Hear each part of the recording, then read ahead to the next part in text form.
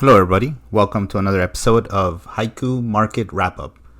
It's April 13th and we just finished another day in the stock market that was very exciting. The Dow ended the day with an increase of 1.01. The S&P had an increase of 1.13. The triple Qs, the Nasdaq, had an increase of 2.03. They were the outperformer for the day. And close behind them was the Russel IWM at 1.86. I pointed out on Monday that I saw a rotation in the background going out of the safety sector and going into the small caps or the risk area, the risk stocks, the risk assets. And it came to fruition today with the big movements that we had in the Nasdaq and the Russel. Let's take a look at the SPY first, because the SPY is the most solid index to be able to do some analysis on. And as you could see, in my opinion, right now we're in a very neutral place. The pattern that we had coming out of 2 weeks ago was very bearish on the weekly candles, because this candle right here is clearly a rejection candle, and then we were followed by a weekly confirmation of the rejection.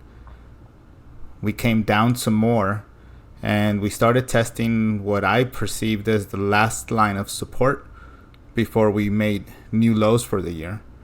The bear case is that this is still a bear trend. This is still a downtrend. The 20-day moving average is starting to point down. The 50-day moving average is starting to flatten out. So the bear case could be that once we break below that 438 level, we're going to make new lows for the year and possibly fill this gap down here at 400. That's the bear case. The bull case is we still have Thursday. This is a short week because of the Easter weekend. We still have Thursday to make some positive moves. And so far, the weekly candle right here looks like a rejection candle. Just like this was a bearish rejection candle, this one right here is a bullish rejection candle. As long as we finish green for the week, this is a rejection of the downtrend, and we will break out to the upside. Another way to look at this, on the bear side, here you have the last line of defense, and the only thing left for the year is to fill the gap at 400. So you can call that the next possible scenario on the bear case. On the bull case, you have to sit back and look at things and realize that we have these gaps that haven't been filled on the daily SPY candle. Well, when you have a gap that hasn't been filled, and then you have price action with candles that are inside of each other, we call that a island reversal pattern. An island reversal pattern is characterized by a lengthy trend leading into the pattern. So here's your lengthy trend leading into the pattern. You have an initial price gap, which is right there, a cluster of price periods that tend to trade within a defined range. Here's your range, 443 to 438, very defined range. And the way this pattern ends, or the way we confirm that this is an island pattern, if tomorrow we open by filling this gap. So if we open tomorrow in the 445 area, then that becomes an island pattern. If that is an island pattern, the expected move from here up would be equivalent to this move here from 460 or from 420 up to 460. So the expected move, if that plays out, actually would take us to all-time highs. Now, I don't expect to be in all-time highs next week or within 2 weeks. In reality, I would only expect to get 80% of that move. And 80% of that move would still get us testing the all-time highs in about a month. That's the very optimistic bull case. Now, of course, you always have to confirm your biases, and you have to look at different things to see if that's even a possibility. So let's look at the Nasdaq and see what the Nasdaq is telling us. The Nasdaq's in the same general area where we have the rejection candle. We have a verification of the bearish rejection candle. We have the gap down. And on the Nasdaq, we never filled any of those gaps. We have this gap empty. We have this gap empty. So it actually looks more of an island reversal pattern than the SPY. There's something else that I see on the Nasdaq that's very important. We have this shoulder right here at 338. We have a shoulder right here at 338. And we have a head way down here. Now again, when we have it, this is an inverse head and shoulder. When you have an inverse head and shoulder, if a confirmation of the inverse head and shoulder would be when we break this shoulder right here. Once we break that shoulder at 370, that's confirmation that that pattern is going to play out. Well, what do I mean by play out? What I mean by play out is you take the distance from the shoulder to the head. And in this situation, it's a 50-point movement. And that is what you expect to get once you come up the shoulder. That would put us in the 395 range for the Nasdaq. Now, of course, that has to be confirmed by a break of the neckline. And we're quite a bit away from the neckline.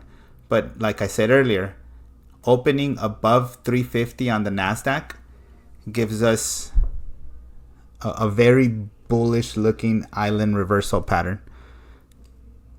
That's the bull case. Now, what's the likelihood that the bull case is going to play out instead of the bear case? Well, I speak often of Max Pain. On Max Pain for the Nasdaq, currently we're sitting at 350 for tomorrow. And on the SPY, we're currently sitting on Max Pain for 450. So if we open if we open at Max Pain, which is 450 and 350, then that makes us gap up. And if we gap up, that's a bullish island reversal pattern. And it just means that we're going to have another one of these steep rallies, and it'll probably be the same size as the last one. That's the likely bull scenario.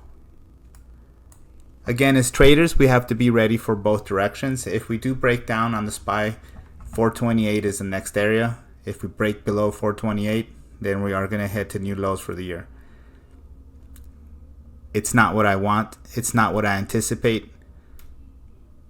I know and you know that the market doesn't care what you and me want, but we have to be prepared for that. If we do start trending down, the trend is your friend. You have to play the trend. You have to play down to the 428 area. If we break the 428, it just makes sense to play down to fill the gap at 400. But if we do gap up tomorrow, your bull trend, your bull chart is going to tell you we're going to have another one of these rallies. And I hope you guys bought this dip and are ready to move up. One last thing I wanted to show you. Tom Lee did make a prediction that we're going to close the year at SPY 510 or S&P 5100. And it seems a little too optimistic for the year that we've had, or you would hear it that way. But as I keep repeating on the Discord, the economic data that's coming out says that our economy is strong. So I completely understand why Tom Lee is saying that. The GDP is going up. The 10-year bond is going up. The 10-year yield is going up. The yields are going away from inversion. The gold to lumber ratio is getting further from 1. There is a lot of economic data that is telling us that we, as an economy, are expanding.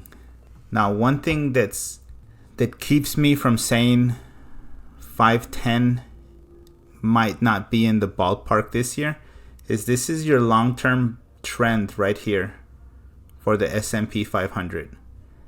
And then about 10 years ago, we broke that trend and started going to the upside. We started our bull run. and we broke past our trend. Well, then we broke even above that trend and are now trending even higher. So one thing, the bear case is we need to get back at least into this trend. Maybe not into this trend, but we at least need to get into this trend. And that is very likely. That is a very likely scenario. But that doesn't mean we have to come down to get into that channel. If we just simply go sideways for 6 months, we'll be back into that channel before the end of the year. And then the little pop, the little Christmas rally, the little Santa Claus rally at the end of the year will bring us back up to 510. It's a very, very likely scenario. Just because 510 is what Tom Lee is predicting doesn't mean that he is a bull that is out of touch. It just means he understands retracements. It means he understands that we need to come back into this channel. The economy is strong. The economic indicators are telling us that we are in expansion, not in contraction. So a little sideways motion that we've had the last 4 months and that we might have the next 4 months are just going to put us back into the retracement that we need in order to be back into our bullish bull run. That's my 2 cents. I do agree with Tom Lee. We are in expansion, not contraction. And for more information like this, for more economic data, and for some more help in finding entry points and exit points, visit us on the Discord and have conversations with Mike and Louie and John and Fred and Sue, all the guys on the chat. They're very, very knowledgeable, very, very capable of answering questions. And again, if you like the content, give us a thumbs up, like the channel, and share it with your friends. And you guys have a great night.